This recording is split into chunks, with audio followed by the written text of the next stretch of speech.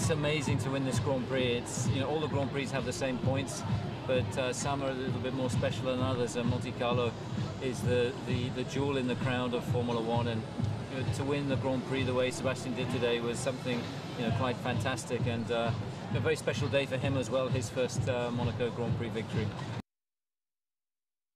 Well, the race initially we got a good start with Seb. He got into the lead. He started building a lead, and everything was under control until the pit stop, where we had a radio issue where the communication from the engineers just didn't get received by the guys downstairs. So he came into the pits and they didn't know what tyres they needed to be putting on the car. So he ended up with a set of primes on the car which weren't what we intended.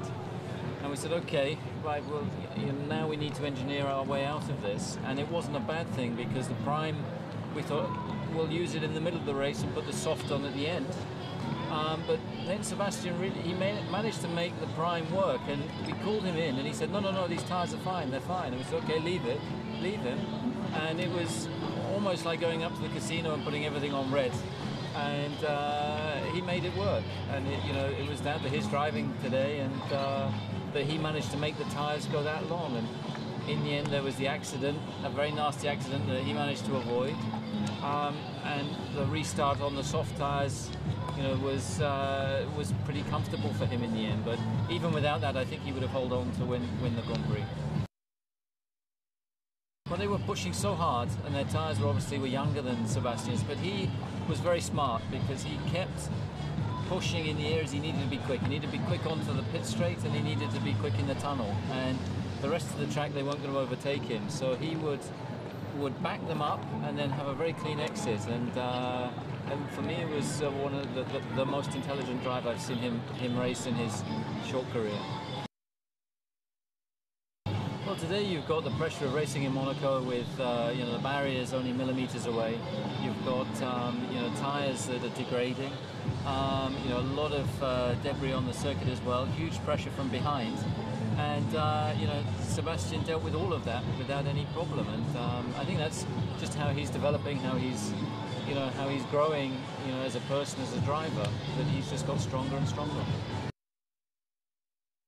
It's always horrible to see an accident like Sergio had yesterday, or even Nico Rosberg, but that accident 15 years ago nearly finished Carl Wendlinger's career, and he was critically ill afterwards. Sergio Perez only has bruises, and that's testimony to the FIA with the safety of the car and the barrier now, that he could absorb that kind of accident with only a bruise. So for sure more can be done, but it's a huge long way that we've come since 1994. He didn't have a great start. He lost out to both Jensen and Alonso, and then unfortunately at the pit stop we caught them both on the same lap, because there was a big enough gap, and the radio, because it affected Seb, it also affected Mark, and his stop was delayed also. So he lost out because of that, but he gained back the time through, again, going very, very long on that middle stint, and then a great couple of passing moves at the end of the race to come back to 4th from 15th. Well, again, it was a fantastic drive. Yeah, so I'm very pleased with Mark. He never gave up.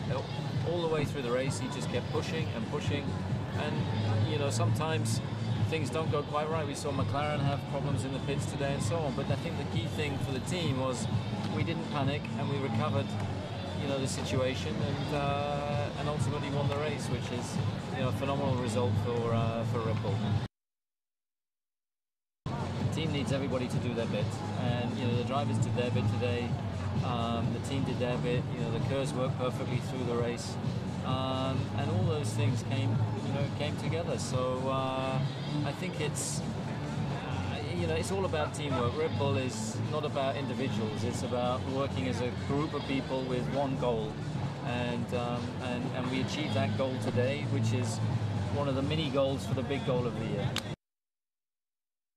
I think the tyre, I think the driver, I think the team, I think all those factors. It's hopefully Mr. Mateschitz had a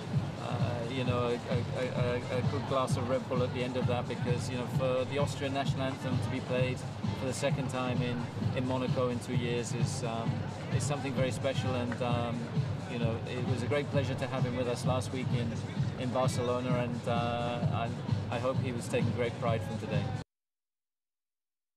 Well, Sebastian and I have got to find a dinner jacket to go for a dinner with Prince Albert to collect his trophy, and we'll be there for a couple of hours, and then I'm sure there'll be a good party tonight. As you can see, it's you know, it's already started.